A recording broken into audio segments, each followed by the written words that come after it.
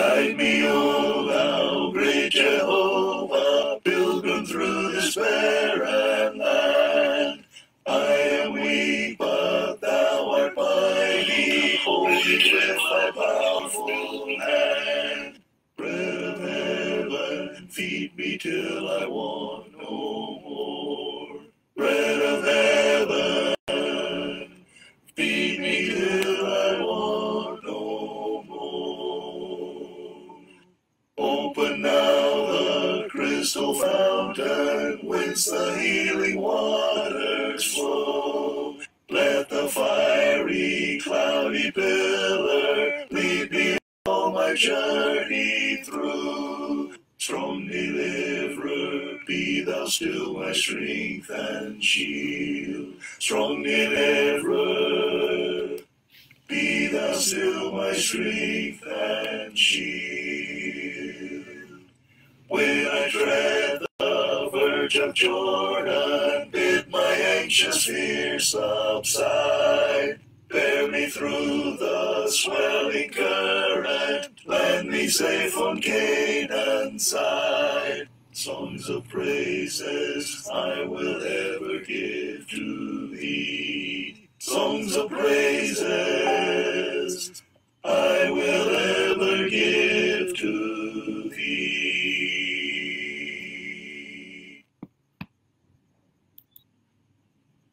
I'm pressing on the upward way, new heights I'm gaining every day, still praying as I onward bound. Lord, plant my feet on higher ground. Lord, lift me up, let me stand, my faith on stable, higher plane I have found. Lord, plant my feet on higher ground. My heart has tasted words of thousands, and spirit dismayed. Some make the ways of these abound. My aim is higher ground. Lift me up and let me stand by faith on heaven's stable, higher plane that I have found.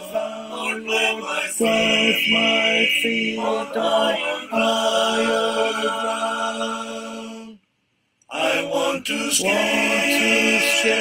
the most high, catch a beam of glory.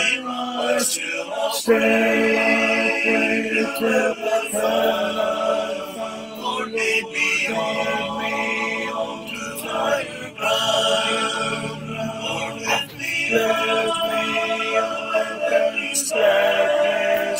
My faith on heaven's stable.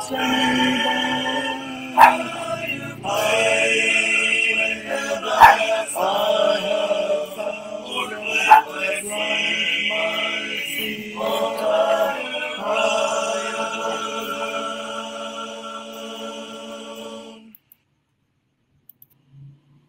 Your only Son, no sin to hide, but you have set him from your side to walk upon this guilty sod, and to become the Lamb of God.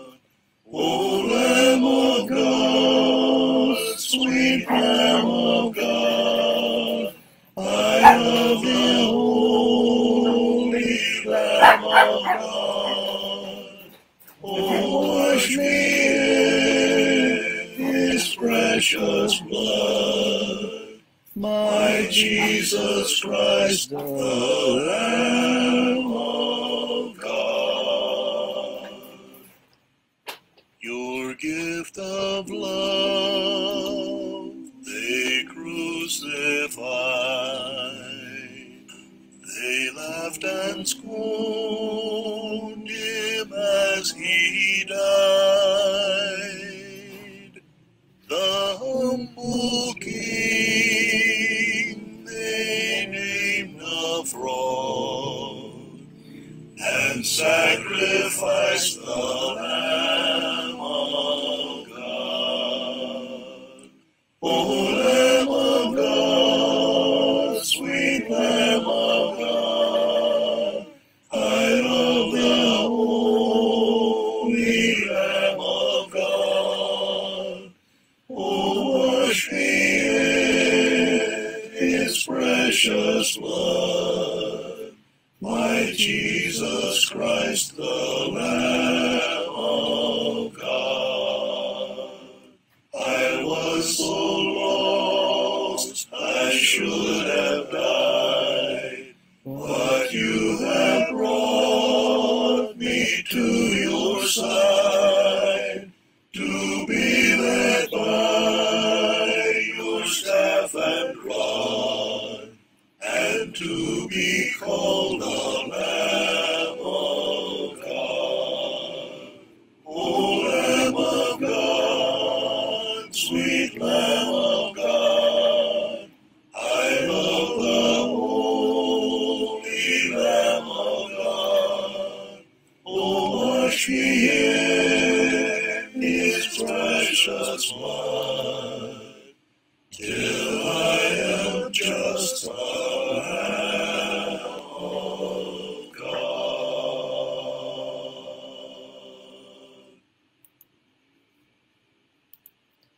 Magandang gabi mga kapatid. Miyerkules po ng gabi. Tayo po ngayon ay nasa ating pag-aaral po sa Facebook Live. Tayo po ay nagpapasalamat sa ganitong modernong teknolohiya na nagkakaroon po tayo ng pagkakataon na may pangaral ng mabuting balita sa pamagitan po ng internet sa Facebook. Ito rin po ay na-upload sa YouTube, doon po sa account ng Angeles City Southside Church of Christ. Yun po ang pangalan ng aming YouTube account. Kung kayo po ay malapit sa Angeles City, kami po ay may pagsamba sa araw po ng linggo, ang pangumaga, alas 9 hanggang alas 11 ng umaga. At meron kaming afternoon service, alas 4 po o 4:30 ng hapon. So, yung gusto po niyong sumama sa aming pagpupuri at pagsamba sa Diyos, ang aming church building ay matatagpuan po sa Avocado Road, Trinidad Village, Space 3, Angeles City. Yun po ang aming address. Madaling hanapin po yan. Sa likod lang po ng Paning sa Butong Pakwan. Malapit po sa SM Telebastagan. Ayan po ang aming location. Kung kayo po ay malapit sa Angeles City. So ang ating pong pagbati sa ating mga kapatid sa iba't ibang panig ng ating bansa, sa ating mga kakabsat, na ibang narabi katakaya amin kakabsat, sa ating mga kaigsuonan, mga igsuon, diya sa Mindanao, o sa Visayas, o sa lahi-lahi mga dapit, sa tibok na Pilipinas. Maayong gabi sa inyong tanan na igsuon. Sa ating mga katugangan dyan sa may Bicol region, dyan sa may Camarines Norte, yun po ang kapatid na John Layusa, Roy Romero, Jason Agbuya, saka Sammy Velasco, etc. At ang ating kapatid na si Larry Mbenga, sama natin sa panalangin dahil naka-hospital ulit. Diyan po sa lugar na yan, Bicol, Albay, Sorsogon, Camarines Sur, Camarines Norte, binabati po natin sila. Diyos marahin na banggi sa Indugabos. Sa ating mga kaibigan at kapatid dyan sa may Pangasinan, Masanto siya labi, at si kayo namin. At sa mga kapatid sa Carabao Island, bagamat kakaunti lang po sila, at sila po ay isolated, napakalayo ng lugar ng Carabao Island, mahirap puntahan, mayad ng gabi sa tanan. At siyempre dito sa aming lugar, sa Pampanga, sa Tarlac, sa bahagi ng Nueva Ecija, bahagi ng Bataan, bahagi ng Zambales, may papingki ko nga, karega na ganang Malbe at makiramdam kay katamong pamagaraw king Facebook Live. At sa Tagalog, siyempre, magandang gabi sa inyo lahat mga kapatid. Yan ang ating national language. Ano po? Sa ating mga kapatid sa iba't ibang lugar, good evening, brethren. Good morning, brethren. Good afternoon, brethren.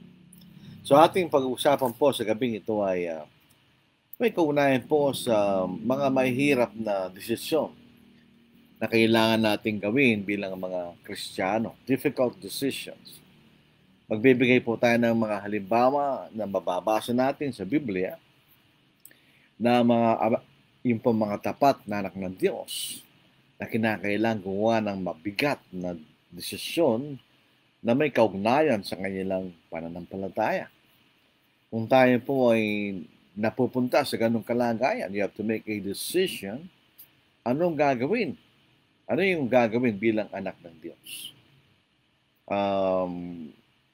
Ito po ay critical sa atin sapagkat tayo sumusunod sa kalooban ng Diyos. Sa mga taga-sanglibutan, they don't care kung anong desisyon na kailang gagawin. Usually, gagawin nila yung mga desisyon na magiging favorable sa kanila in a physical sense, sa pakinabang, sa pananalapi, etc. Pero hindi sa isang anak ng Diyos. Kaya nga po ang magiging basis o magiging tema ng ating pag-aaral, a man of God at times is faced with a situation where he has to make a difficult decision. Naranasan na po natin yan. Which will affect his spiritual condition. His decision shows his state of faith. Kung ano magiging decision niya, ay magpapakita sa kalagayan o antas ng kanyang pananampalataya. Usually, ang mga taga-sanglibutan, they will make the easy way out. Yung pinakamadaling paraan kahit ito'y kasalanan. Kahit ito'y taliwas sa kalooban ng Diyos. Hindi po sa isang anak ng Diyos na palaging nagnanasa na sumunod sa kalooban ng Diyos. Doon po sa English, sa 2 Peter chapter 1. Meron po tayong mababasa dito. Sa 1 Peter o 2 Peter chapter 1, isa sa mga bagay na dapat nating tignan sa ating mga pananampalataya. Ito ang ating gustong basahin po. Tignan ko lang aking cellphone. Ito po sa 2 Peter, sabi rito, add to your faith, virtue. Yung salitang virtue sa ating English ay para bagang magandang katangian. Virtue, virtuous. Pero ang kahulugan po ng virtue ay moral courage. So ito po ay isang katapangan na gagawin mo mabuti kahit na hindi maganda magiging bunga sa iyo. You should choose what is right despite a unfavorable consequence. Yun po ibig sabihin ng virtue. So sa isang Kristiyano, sa isang anak ng Diyos, we should be virtuous. We should have the courage to make a morally good decision despite the consequences. Yun po ibig sabihin, no? So tumingin po tayo isang alimbawa, si Abraham. Si Abraham po ay nilalarawan ni Pablo bilang ama ng lahat ng sumasampalataya. In other words, siya po yung niran ng pananampalataya. Kung meron tayong makikita example of a man with good faith, ito po ay si Abraham. Yun po makikita natin kay Abraham. Ano po? At makikita natin na kaya tinawag siyang ama ng lahat ng sumasampalataya dahil may dahilan. Dito po sa Genesis chapter 12 verse 1, tignan po natin ito. Ano po? Genesis chapter 12 verse 1, si Abraham, at that time, ang pangalan po niya Abraham, hindi pa naipalitan ang kanyang pangalan, Inutusan siya ng Diyos na siya umalis sa kanyang bayan. Sabi po natin, now the Lord had said to Abram, get out of your country, from your family, and from your father's house, to a land that I will show you. I will make you a great nation. I will bless you and make your name great, and you shall be a blessing. I will bless those who bless you, and I will curse him who curses you, and in you all the families of the earth shall be blessed. So yun ang pangako ng Diyos sa kanya. Ikaw ay magiging isang takilang bansa. Pagpapalayan ko ang lahat ng nagpapala sa iyo, kanya. At sisumpain ko ang lahat ng sumusumpa sa iyo. At ang lahat ng bakang sa lupa ay pagpapalain. Verse 4, so Abram departed as the Lord had spoken to him, and Lot went with him. And Abram was 75 years old when he departed from Haran. Then Abram took Sarai's wife and Lot his brother's son, and all their possessions that they had gathered, and the people whom they had acquired in Haran, and they departed to go to the land of Canaan, so they came to the land of Canaan. In other words, ang unang pagtawag ng Diyos ay sa lupain ng Ur, tapos sila po humimpil sa lupain ng Haran, at mula sa lupain ng Haran, sila po naglakbay patungo sa lupain ng Canaan. Tignan po niyo ang gravity ng kanyang ginawa. Dahil galing po sa lupain ng Ur of Chaldees hanggang po sa lupain ng Canaan, ito po ay 1,000 kilometro, 1,000 kilometers. So ito ay kasing layo mula sa Pasay City hanggang sa Tacloban, Leyte, 1,000 kilometers. So kung yun yung ilalakbay mo sa pamagitan ng paglalakad o sa pamagitan ng paglalakbay na gagamit ka ng mga hayop, matagal yun. From modern perspective, mabilis lang po yun, 1.5 days. Travel from Pasay City to Tacloban, Leyte, 1.5 days. Hindi sa panahon ni Abraham. So siya nagtakbay sa gitna ng panganib sa daan. Siya ay sumunod sa Diyos. Sa kanyang utos na siya ay pumunta sa lupain ng Haran. He has to leave the security of his homeland. Ito ng kanyang mga kamag-anak, ng kanyang lupain, ng kanyang pamilya. He was 75 years old when he left Haran. So siya tawagin siya muli ng Diyos sa Haran. At ito po makikita natin sa pananampalataya ni Abraham. He did not know the land where he's going. Sa panahon po natin ngayon, kung ikay pupunta at maglalakbay, magplano maglakbay sa isang lugar, sa isang bansa, napakadali. The information you can gather in the internet kung ano ang lupain na yung pupuntahan. Anong klaseng mga tao nandoon? Anong klaseng ekonomiya ang bansang iyo? Not in the time of Abraham.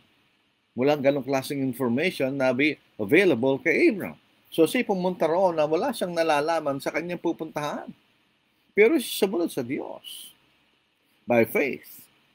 Pag sinabing by faith, sapagkat ito'y utos ng Diyos. Faith comes by hearing, and hearing by the Word of God. So ito po'y ginawa ni Abraham dahil naniwala siya sa utos ng Diyos. By faith, Abraham obeyed when he was called to go out to a place which he would receive as an inheritance. And he went out, not knowing where he was going. Ito po ay sinabing bibigay siya bilang isang mana, pero hindi tinanggap personally. Ang tumanggap po sa lupain na yun ay ang mga tao nang galing sa kanya. Later on, sa panahon po ni Jacob at sa 12 anak ni Jacob, ang nakapasok sa lupain na yun, na ipinangako kay Abraham. Sino po niya yun? Mahirap na decision nyo. To migrate to a land which you do not know. Marami sa ilang pamilya sa amin sa Angeles City Southside Church of Christ, they migrated to the US and to Australia. Pero they knew what they were doing. Alam nila ang pupuntahan nila. Talagang ayos na ayos nung sila'y nakarating sa mga lupain, mga bansang kailang maging panibagong bansa nila. Not Abraham. Hindi niya alam kung saan siya pupunta. But he trusted in God. Sa sumampalataya sa Diyos. And he made that difficult decision na iwanan niya ang kanyang bayan at sumunod sa Diyos at pupunta sa lupain na wala siyang alam. Is that not a difficult decision? Ginawa ba ni Abraham ang madaling paraan? Wag na lang susunod. Napakahirap naman nung lugar na pupuntahan ko, wala akong alam kung mangyayari sa akin doon. Hindi niya inisip yan because he had great faith in God. Alam niya na hindi siya pababayaan ng Diyos kung siya susunod doon. Mayroong pangakong Diyos sa kanya. Ikaw ay magiging dakilang bansa kanya. Ikaw ay aking pagpapalain. In other words, naniwala siya sa sinasabi ng Diyos. Sumunod siya doon. That was a very difficult decision. Kung tayo nga po, kung ikaw magtatrabaho sa ibang bansa, you have to think twice, thrice, 4 times.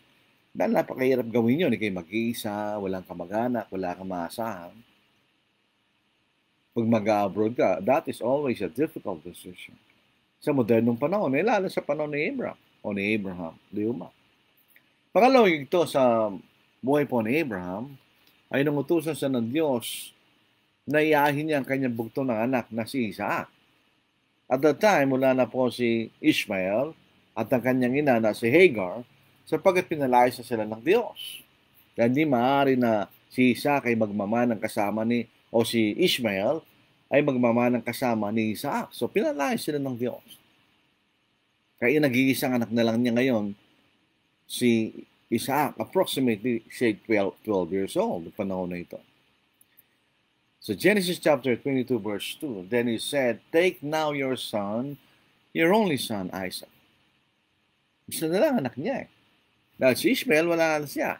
Hindi na siya kasama ni Abraham o ni Abraham, whom you love. Sino yung mga pananalitang ito? Ano po? Take now your son, your only son, Isaac, whom you love, and go to the land of Moriah. Sinasabi po sa atin, go to the land of Moriah and offer him as a burnt offering on one of the mountains of which I shall tell you. Yun pong pananalita ng Panginoon.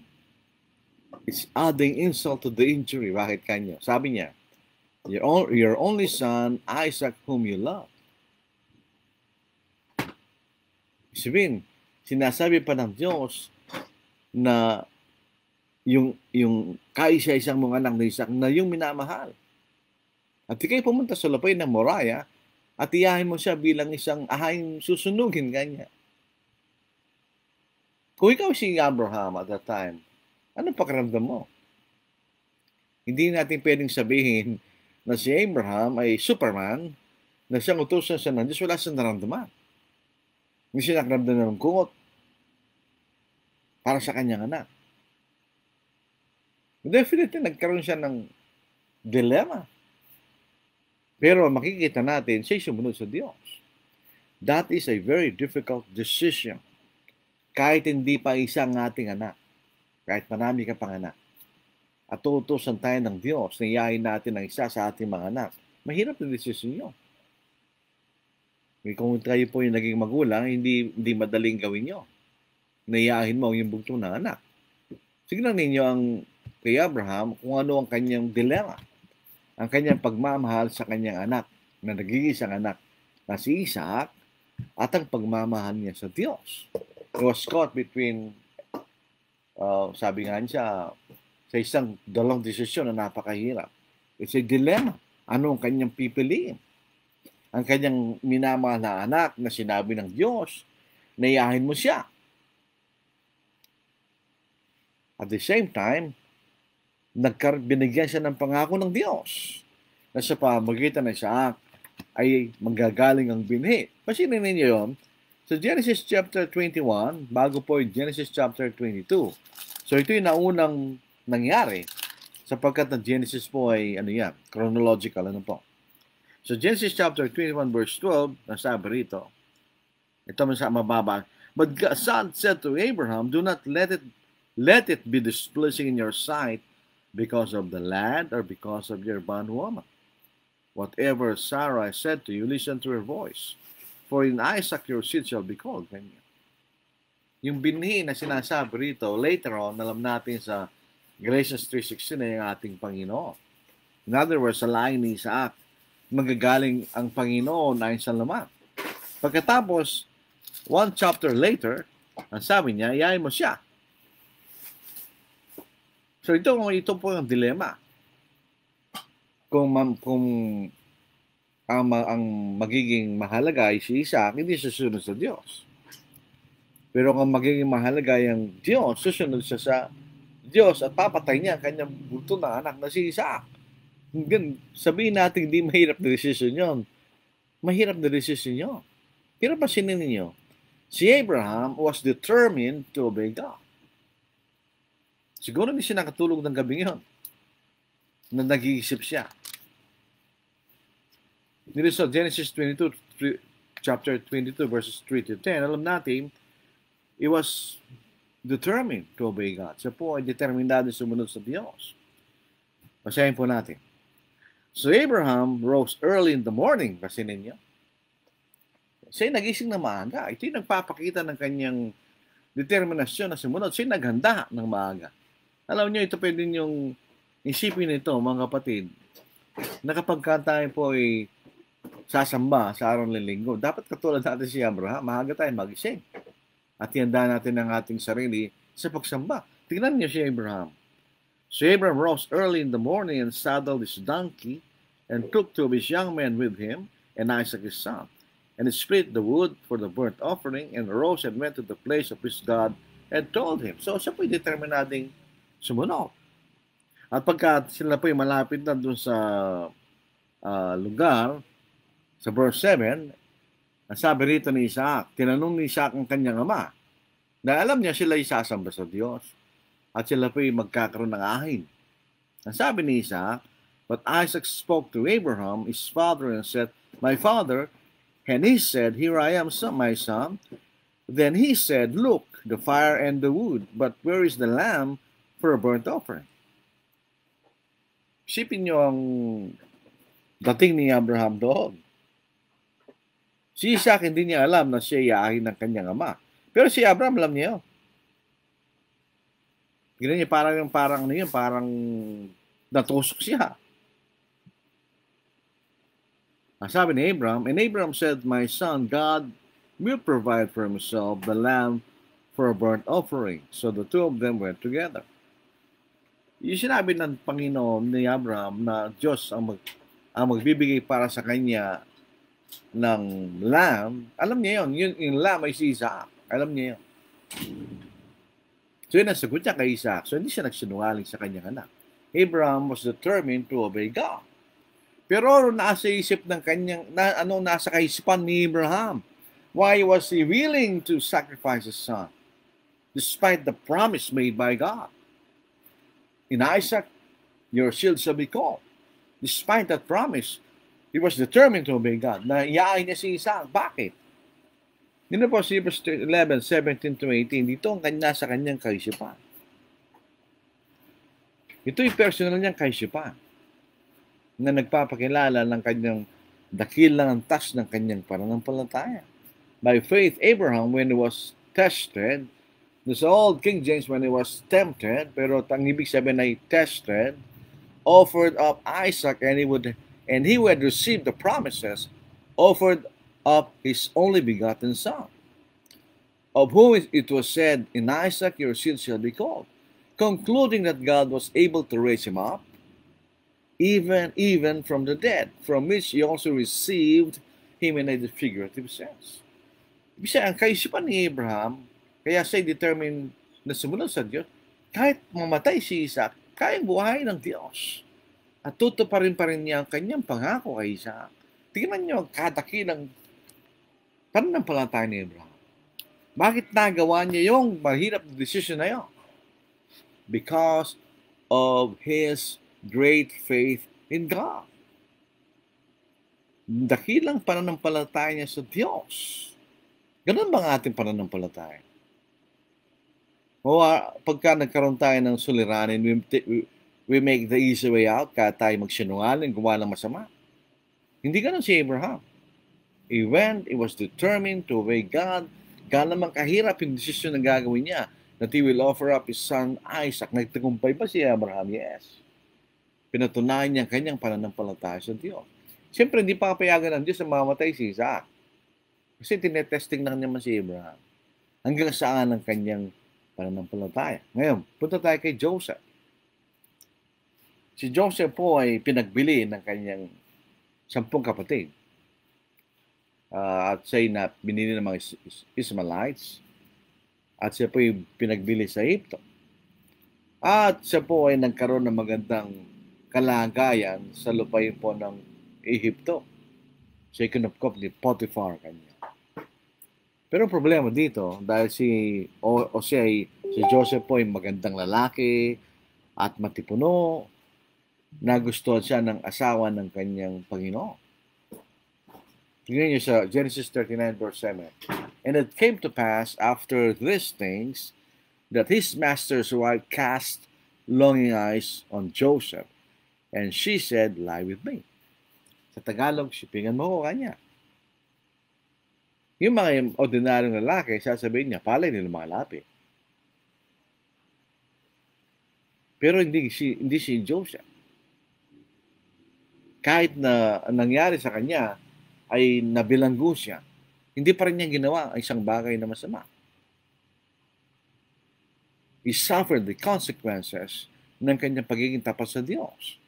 Dito sa Genesis 39 verse 8, verse 9, "But he refused and said to his master's wife, Look, my master does not know what is with me in the house, and he has committed all that he has to my hand." So pinagkatiwala niyang lahat ng mga bagay sa aking kamay kanya. "There is no one greater in this house than I. Nor has he kept back anything from me but you, because you are his wife. How then can I do this great wickedness and sin against God?" So hindi niya ginawa yun. Yung isibayat po dyan, hindi silipingan mo. Pero hindi niya ginawa. Dahil sa kanyang dakilang pananampalataya sa Diyos. At hindi niya kayang gawin ng isang kasalanan laban sa Diyos.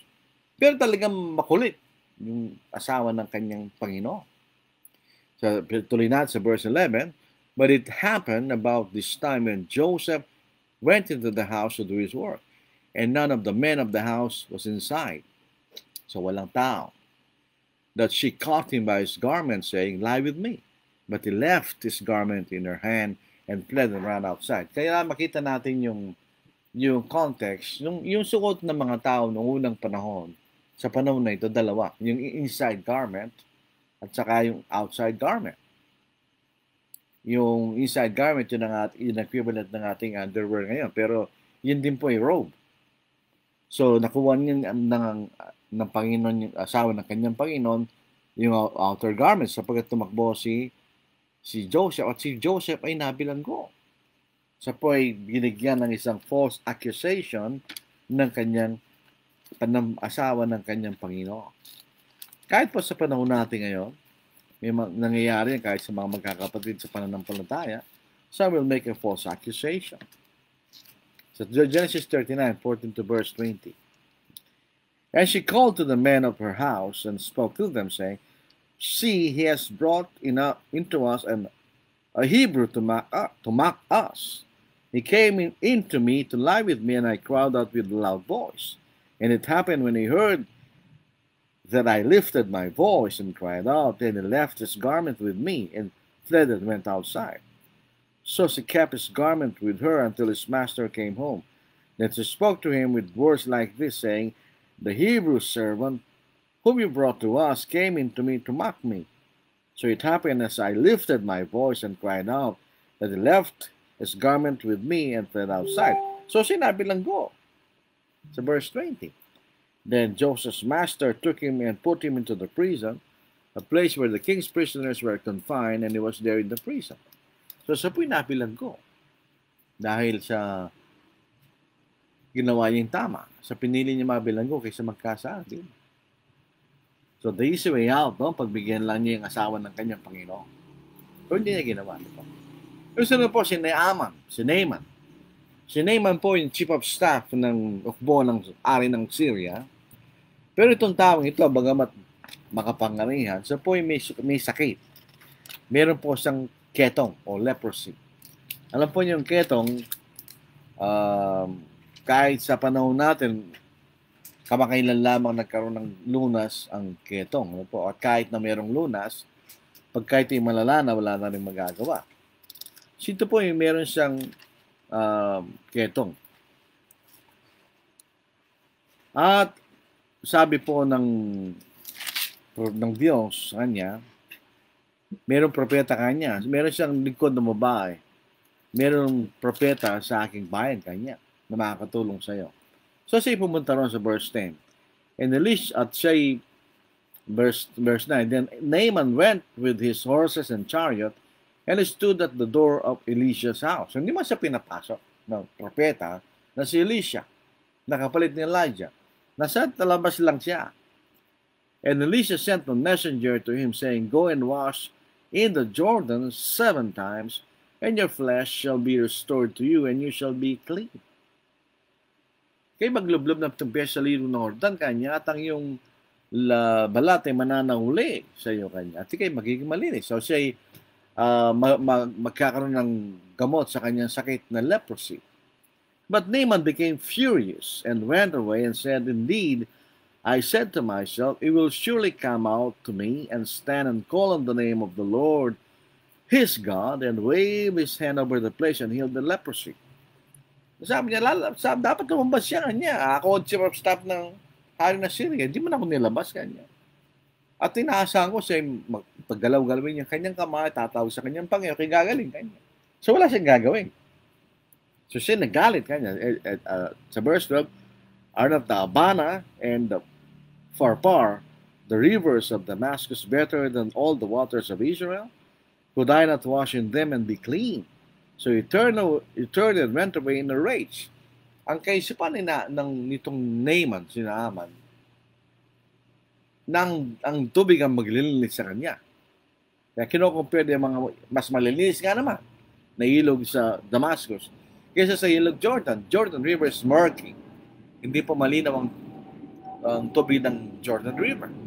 Mas malinaw yung mga tubig dyan sa may Damascus. So siya galit. Ba't ako susunod kanya? Pero ang kalooban ng Diyos, go and wash in the Jordan 7 times, and your flesh shall be restored to you, and you shall be clean. Yan ang kalooban ng Diyos. Anong kalaban ni Naaman? Yung kanyang pride. Ayaw niyang sumunod. Pero dito po, nang siya nakabalik, and his servants came near and spoke to him and said, My father, if the prophet had told you to do something great, would you not have done it? Yan ang nature ng tao.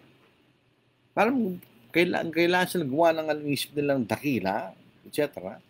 Pero pag pinapagawa siya ng bagay na simple, ayaw nilang gawin. How much more then when he says to you, wash and be clean? Napakadali lang. Kung saan niya, yung propeta kanya, inutusan ka ng isang napakahirap na bagay, gagawin mo kanya, lalo na ito simpleng bagay na ikay maghugas at ikay malilinis kanya.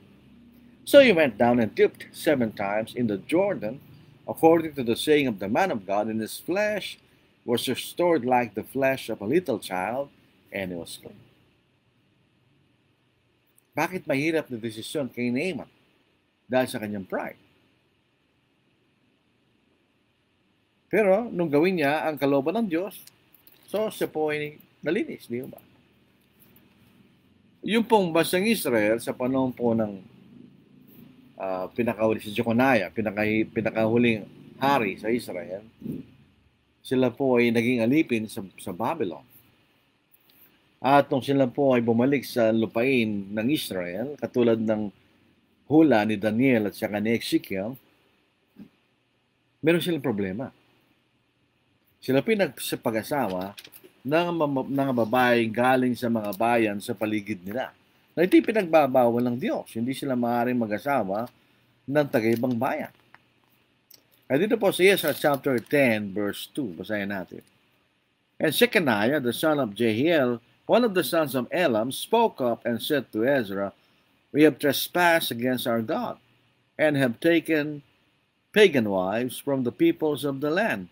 Yet now there is hope in Israel in spite of this. Meron silang kasalanan. Tingnan po yung pagbabalik nila sa lupain ay restoration. Sila po yung nagbalik sa paglilingkod sa Diyos. Sa panahon sa Nehemiah chapter 8, si Ezra, tinuro niya muli ang kautusan ni Moises. So, magkaroon po sila ng problema. Ang solusyon, kinakailangan nilang iwalayan. Kanya sa verse 3. Now therefore, let us make a covenant with our God to put away all these wives and those who have been born to them, according to the advice of my master and of those who tremble at the commandment of our God. And so let it be done according to the law. Kanya. So, yun ang solusyon. Yun ang akaloba ng Diyos. Sila po ba ay sumunod?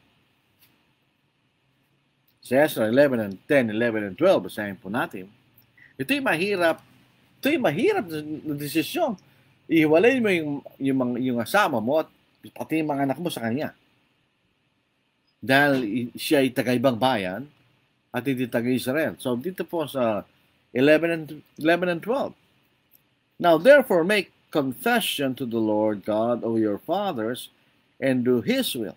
Separate yourselves from the peoples of the land and from the pagan wives. Then all the assembly answered and said with a loud voice, Yes, as you have said, so we must do. So nagkaroon sila ng covenant. Nahihiwalayin nila yung kanilang mga asawa. Ito ba'y kailang ginawa? So bakit mahirap ito? Dahil ito rin po isang dilema. Sa pagitan ng kailang pagmamahal sa Diyos at sa kanyang kautusan at ang pagmamahal nila sa kailang mga asawa at mga anak. Mahirap po yan. Mayroong maraming pagkakataon sa ating modernong pangangaral na may alam natin mag-asawa na inaralan natin at doon silang sumunod just later on to find out, di sila mag-asawa. Kapag sinabi kailangan kayo maghiwalay, hindi sila naghihiwalay. Sabi naman, meron na kayong mga anak, mahirap nang gawin yun. So, pero itong mga tao ito, hindi sila gano'n. Sila ay sumunod sa Diyos. Iniwalay nila ang kanilang pagan wives kahit na yung mga anak nila doon sa mga babae yun. So ito mga apat na nakita natin, mga mahirap na mga halimbawa. Pero sunod sila. Dahil sa kanilang pagmamahal sa Diyos at dahil sa kanilang pananampalataya. Ano naging desisyon nila? The decision nila is to obey God despite the consequences. Ano more than application? Ating desisyon regarding obedience to the gospel. Kuminsan, ang problema kaya hindi tayo sumusunod sa Ebanghelyo dahil sa ating mga pamilya. They do not like us to obey the Lord. Sabi lang, Katoliko tayo. Bakit ka susunod dyan? Pero dito sa Matthew chapters 10, 37 to verse 38. He who loves father or mother more than me is not worthy of me, and he who loves son or daughter more than me is not worthy of me. And he who does not take his cross and follow after me is not worthy of me. Kanya. Isa na maging kaaway ng tao yung kanya sariling sambahayan with regards to pagsunod sa Ebanghelyo. O kaya yung pong the young rich ruler na gusto makapasok sa kaharian ng Diyos. Dito po sa Luke chapter 18, verse 18 to verse 23. Ang sabi ng Panginoon, sundin mo ang mga kautusan. Ang sabi niya, sinunod ko na yan mula sa aking pagkabata. Kung mayroon ka pang isang kulang kanya. Pagbili mo yung mga ari-arian at sumunod ka sa akin. Hindi niya ginawa. Dito po makikita natin yung pinakahuling talata. Ito mababasa natin. Verse 22. So when Jesus heard these things, he said to him, You still lack one thing. Sell all that you have and distribute to the poor, and you will have treasure in heaven, and come and follow me. But when he heard this, he became very sorrowful, for he was very rich. Nasagot ng Panginoon, and when Jesus saw that he became very sorrowful, he said, How hard it is for those who have riches to enter the kingdom of God. For it is easier for a camel to go through the eye of a needle than for rich men to enter the kingdom of God. Ito po isang hyperbole. Imagine niyo gano'ng imposibleng makapasok ang hayop sa butas ng karayom. Imposible yan. Ibig sabihin, imposible yun kanya. Mahirap. Ikatlo, mga kaibigan, kumisan tayo pong mga tao, hindi tayo susunod sa kalooban ng Diyos dahil sa gusto natin ng kapurihan ng mga tao kaysa sa kapurihan ng Diyos. Sa John chapter 12, verse 42 to verse 43, Doon sa mga namumuno sa Israel, sa palo ng Panginoon, marami naman ang naniwala sa kanya. Bakit naman hindi? Dahil nakita nila mga sa tandang ginawa ng Panginoon. Pero bakit hindi sila sumunod? Nevertheless, even among the rulers, many believed in him, but because of the Pharisees, they did not confess him, lest they should be put out of the synagogue. Parang malapit sa tiyan natin ito. Ano po? Minsan may mga mangaral na they will compromise than to lose their support. Parang ganun yan, di ba? For they love the praise of men more than the praise of God. Minsan makaibigan ng balakid. O kaya ang ating mga dating paniniwala, ayaw natin silang bitawan kahit nakita natin ang tamang pananampalataya. Sa Matthew 15 verse 9, and in vain they worship me, teaching us doctrines the commandments of men. Kung mananatili tayo sa ating mga maling pananampalataya na kautusan ng tao, hindi tayo maliligtas. At ang kautusan ng Diyos at ang kanyang mga pangako laban sa ating kagustuhan. Anong pipiliin mo? Sa Mark 16, 15 to 16, meron pong dalawang choices makikita natin. Basahin po natin. And he said to them, go into all the world and preach the gospel to every creature. He who believes and is baptized will be saved, but he who does not believe will be condemned. Ano pipiliin mo doon? Kung ang kalooban natin ang masusunod, hindi tayo susunod. Pero kung ang kalooban ng Diyos, tayo po ay susunod. So, ito lahat ng ito ay mahirap na desisyon. Kaya minsan, kahit na ipanganap po yung katotohanan, hindi pa rin susunod yung tao. Dahil sa mga bagay na nabanggit natin, dahil sa pamilya nila, dahil sila may kayamanan, dahil sa mga kaibigan nila, dahil sa hindi nila kayang iwanan ng kailang religious beliefs. Dahil nakagisan nila sa mahabang panahon. O kaya, decisions sa ating mga trabaho. May mga trabaho na laban sa kalooban ng Diyos. For instance, pagnanakaw. Yun po, sa Ephesians 4:28. Dito sa Ephesians 4:28, sinasabi sa atin, kung Kristiyano ka na, huwag kang magnakaw kanya. Let him who stole steal no longer, but rather let him labor, working with his hands what is good, that he may have something to give him where is need. Ang Kristiyano, kailangan magtrabaho yan. Lalo kung kay lalaki. Kung kay lalaki at may anak at may asawa, kailangan ka magtrabaho. Otherwise, ikaw ay daig pa kanya ng hindi sumasampalataya. Sa 1 Timothy chapter 5 verse 8, but if anyone does not provide for his own, and especially for those of his household, he has denied the faith and is worse than an unbeliever. Kanya. So, minsan, ang trabaho natin. Pero sinasabi ng Panginoon, kung ating pong magiging priority ang paghahanap sa kaharian ng Diyos, tayo po hindi pababayaan ng Diyos. Sa Matthew 6 verse 33, but seek first the kingdom of God and His righteousness, and all these things shall be added to you. Right? Yan ang pangako niya. Yun din po sa Hebrews 13:5 to 6. So, ibig sabihin, kung ating trabaho po ay maging balakid sa ating pagsunod sa kalooban ng Diyos, alisin natin trabaho natin ganyan. At may pangakong Diyos na hindi tayo pababayaan. Otherwise, makikita ka rin ibang trabaho. Hebrews 13:5 to 6. Let your conduct be without covetousness. Be content with such things as you have. For himself has said, I will never leave you nor forsake you. So you may boldly say, the Lord is my helper. I will not fear. What can man do to me?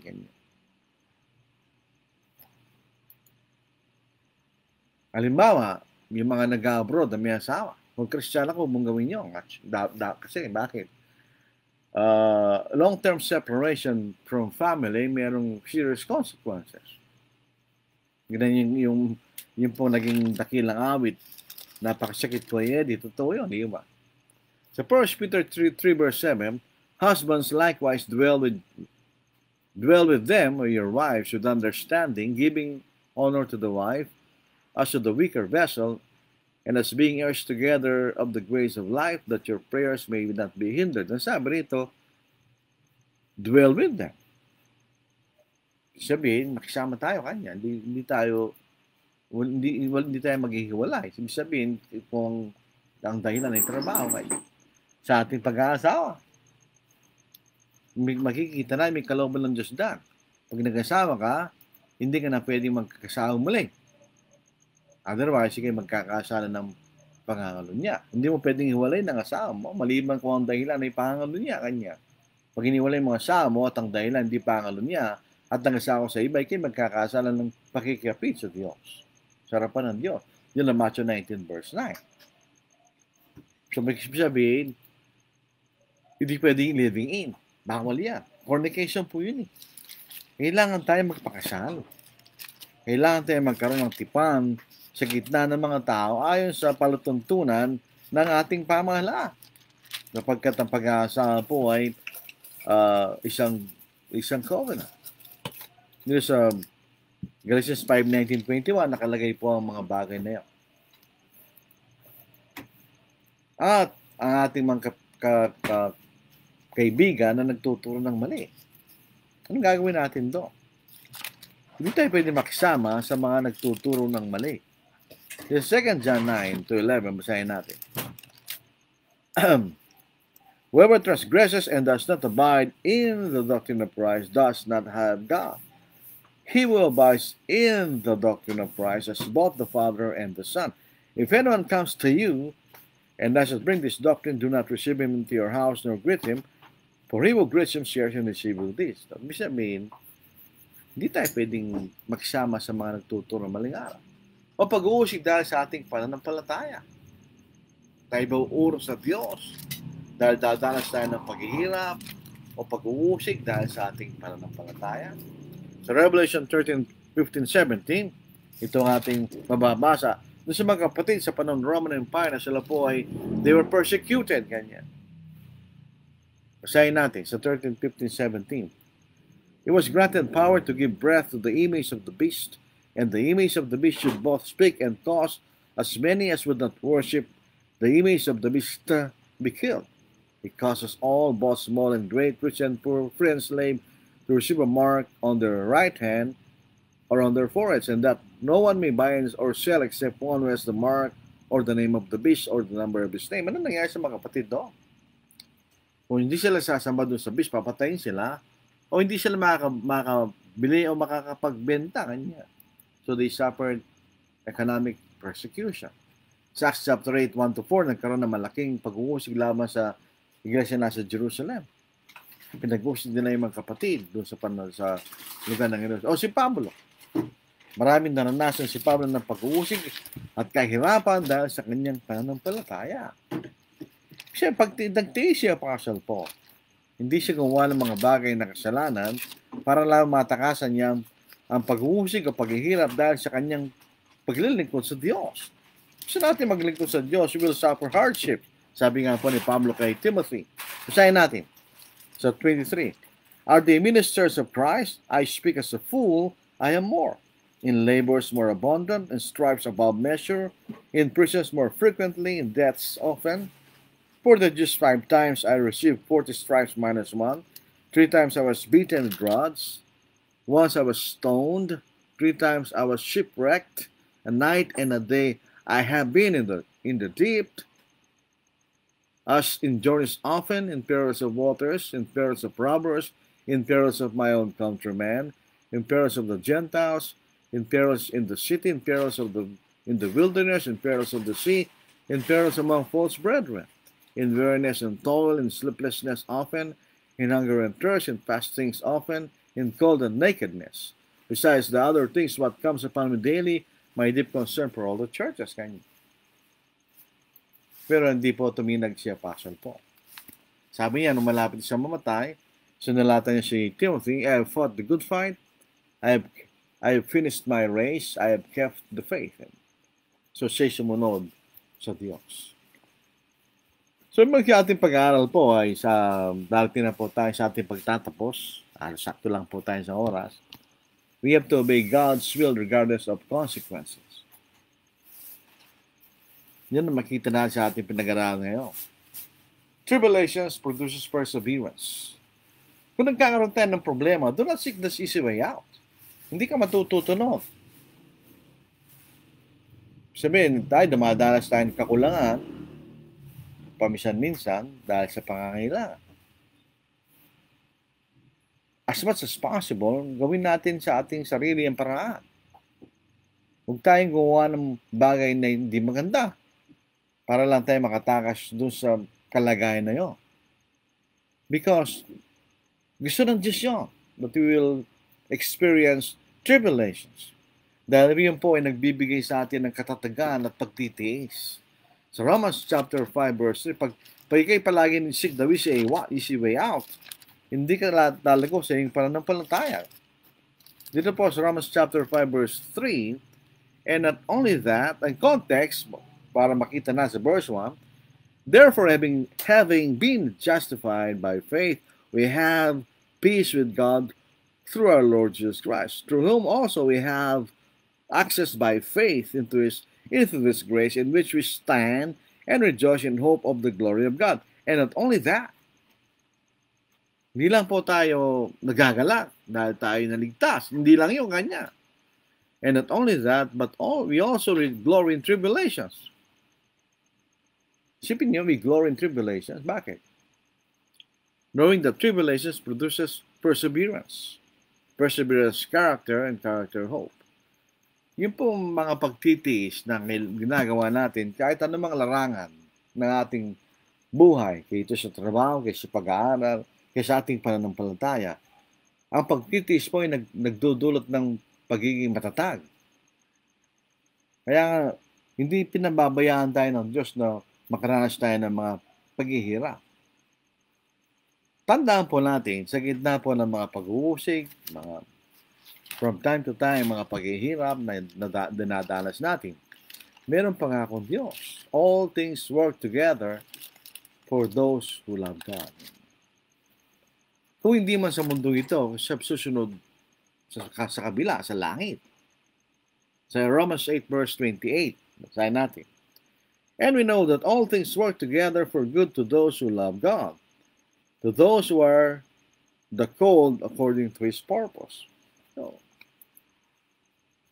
at tandaan po natin, ang ating kasalukuyang dinadanas na kahirapan, our present sufferings, kung yun ay kasakit, kung yun man po ay kamatayan, kung yun man ay kahirapan o pag-uusig dahil sa ating pananampalataya, ang ating kasalukuyang paghihirap o sufferings are not worthy to be compared with the glory that will follow. Romans chapter 8, verse 18. Bilang panghuli. For I consider that the sufferings of this present time are not worthy to be compared with the glory which shall be revealed to us. In other words, yung kalwalatihan na ibibigay sa atin ng Panginoon sa kanyang pangalang pagdating ay hindi may kukumpara sa ating mga kasalukuyang dinadanas, masabi mo natin na pag-uusig. Maganda yung pangako na ibinigay sa atin.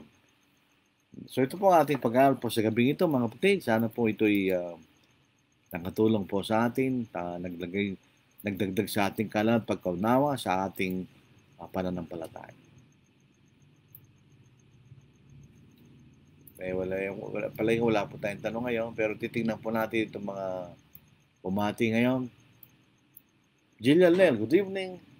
Ibanez Senior Sani, good evening mga kapatid. Watching from Kamiling, Tarlac. Ito pong kapatid na ito ay masikasig na gumagawa sa kaharian ng Diyos. Ito po yung naglilingkod sa 4 na kongregasyon sa linggo. May sa imaga, andun po sa Manikin, sa afternoon hanggang gabi, andun po sa 3 gawain sa Kamiling. Earl Gabriel po sa Luwag, good evening. All John Ocampo, good evening po. Diaka Collis, good evening Brother Lordy sa mga kapatid sa pananampalataya. Eliasar Rembenga, hindi ko alam kung nakalabas na sa ospital. Diyos marami na banggi. Jaime Bobis, ito po yung anak ni Jimmy Bobis. Good evening po. Olita Ditan, watching from Malungon, Sarangani Province, Mindanao, Philippines. Minsan na po nakarating doon sa Kapitolyo ng Sarangani. John Bautista, good evening. Jojo Ocampo, magandang gabi po. Clint Joshua Liliboy, Libios, Magandang gabi po sa nakikinig po abang pauwi pagaling sa Minuyan Bible Study. Ito po ay taga Phase 6, ano po, Camarin, Caloocan. Rafael Ortiz, magandang gabi po sa ating lahat. Ronnie, good evening po. Rachel Gotti, good evening po. Ito po yung taga Japan.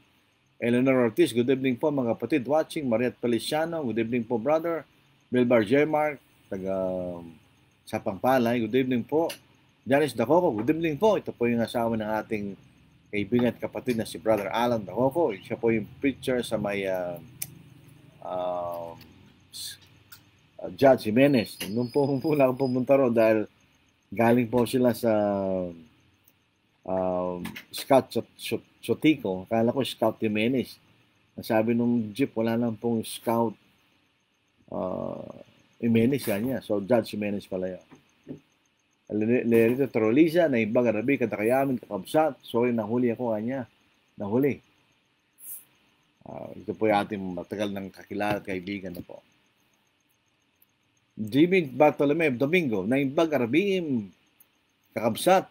Na ibang Arabi, sinasabi, magandang gabi sa'yo, kakabsat, kanya kapatid. Late ako nanood, pero it's better to be late than alam mo na, Brad. Hey, God bless you always. Pwede ka lang tingnan mo po sa YouTube. Sa may Angeles City Southside Church of Christ. Nire-replay po doon. Thank you po, Ninong, Brother Lordy. Walang anuman. Jemboy Apos Apolinario, good evening po. Andrew Romero, good evening, sir. Last Sunday po kasama namin, nandun po ako sa Phase 6, na kung saan nagkakaral po si Brother Andrew. Sen Luciano, good evening po. Kumusta po si Sister Sena? Sa kasalukuyan po nasa bansang Australia na po. So yun po ang mga bumati sa atin. Maraming salamat sa inyo, mga kapatid at mga kaibigan na nanood at nakinig sa ating pag-aaral sa gabi nito. I will sing the wondrous story of the Christ who died for me. How he left his home in glory for the cross of Calvary. Yes, I'll sing the wondrous story of the Christ who died for me. Sing it with the saints in glory, gathered by the crystal sea. I was lost, but Jesus found me, found the sheep that went astray. Through his loving arms around me, drew me back into his way. Yes, I'll sing the wondrous story of the Christ who died for me. Sing it with the saints in glory, gathered by the crystal sea. I was bruised, but Jesus healed me. Faint was I from many a fall. Sight was gone, and fears possessed me, but he freed me from them all. Yes, I'll sing the wondrous story of the Christ who died for me. Sing it with the saints in glory, gathered by the crystal sea. Days of darkness still come o'er me, sorrow's paths I often tread, but the Savior still is with me, by his hand I'm safely led. Yes, I'll sing the wondrous story of the Christ who died for me. Sing it with the saints in glory, gathered by the crystal sea. He will keep me till the river rolls its waters at my feet. Then he'll bear me safely over where the loved ones I shall meet. Yes, I'll sing the wondrous story of the Christ on the Christ who died for me, singing with the saints in glory, gathered by the crystal sea.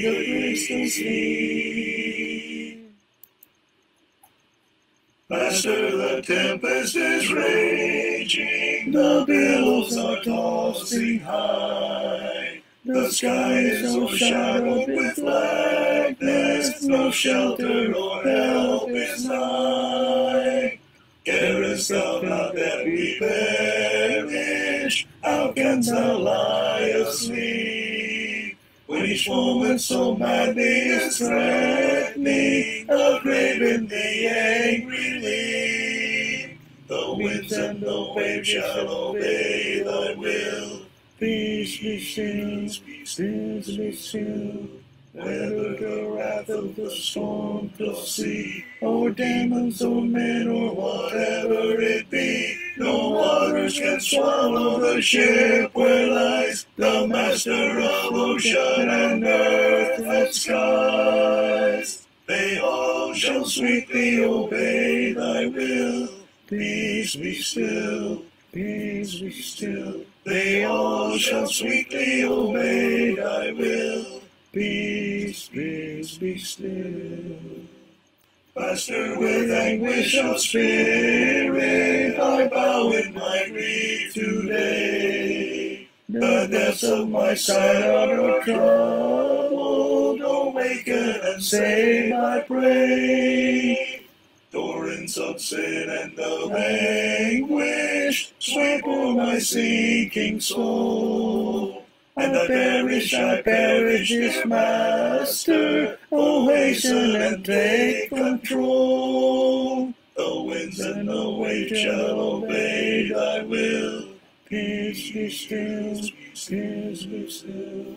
Whether the wrath of the storm shall see, or demons, or men, or whatever it be, no waters can swallow the ship where lies the Master of ocean and earth and skies. They all shall sweetly obey thy will. Peace be still, peace be still. They all shall sweetly obey thy will. Peace, peace, be still. Master, the terror is over, the elements sweetly rest. Earth, sun, and the calm like his mirror, and heaven's within my breast. Linger, O blessed Redeemer, leave me alone no more. And with joy I shall make the blessed harbor, and rest on the blissful shore. The winds and the waves shall obey thy will. Peace be still, peace be still. Whether the wrath of the storm shall see, or demons, or men, or whatever it be, no waters can swallow the ship where lies the Master of ocean and earth and skies. They all shall sweetly obey thy will. Peace be still, peace be still. They all shall sweetly obey thy will. Peace, peace, be still. Ganda po awit yan, mga kapatid. Oh, how great the salvation in Jesus, that the prophets of old testified. Even angels desire its revealing. Praise and glory to Christ crucified. You were threatened for me. You were slandered for me. Every thorn, every nail, every tear was for me. Sweet the thought that my soul may be mended and whole by my Lord who was broken for me. As a lamb that was led to the slaughter,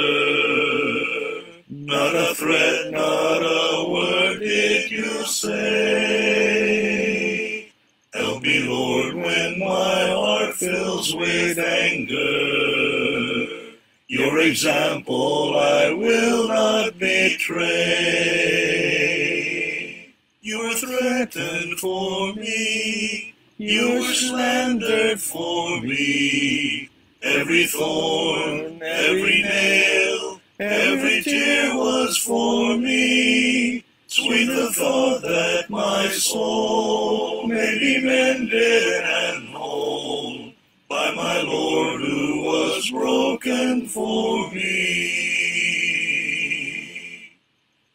I've been saved by your word that is living, to a love that is fervently pure.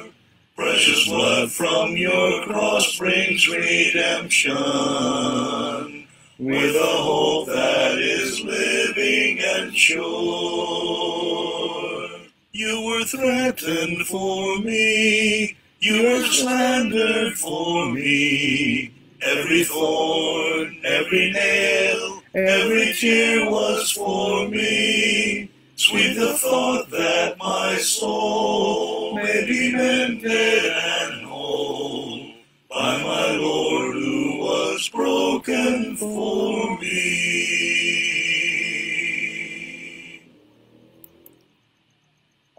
Maraming salamat po mga kapatid. Baka meron pong naragdagan dito. Wala na po, ano po. So, loobin ng Panginoon, sa Friday po tayo muling magkakaroon ng pag-aaral po sa Facebook. Tayo po yung manalangin. Ang mga banal, kami po ay nagpapasalamat sa inyo palagi. Ang aming mga pagpapasalamat ay hindi tutumba sa iyong dakilang pagmamahal at pagmamalasakit sa amin, na inyong kalooban ay kami maligtas sa gitna ng katotohanan na hindi kami karapat-dapat sapagkat kayo mga magsalanan. Inikilala po namin ang inyong kadakilaan, kapangyarihan bilang Diyos. At kami po ay nagnanasa palagi na sumunod sa inyong kalooban.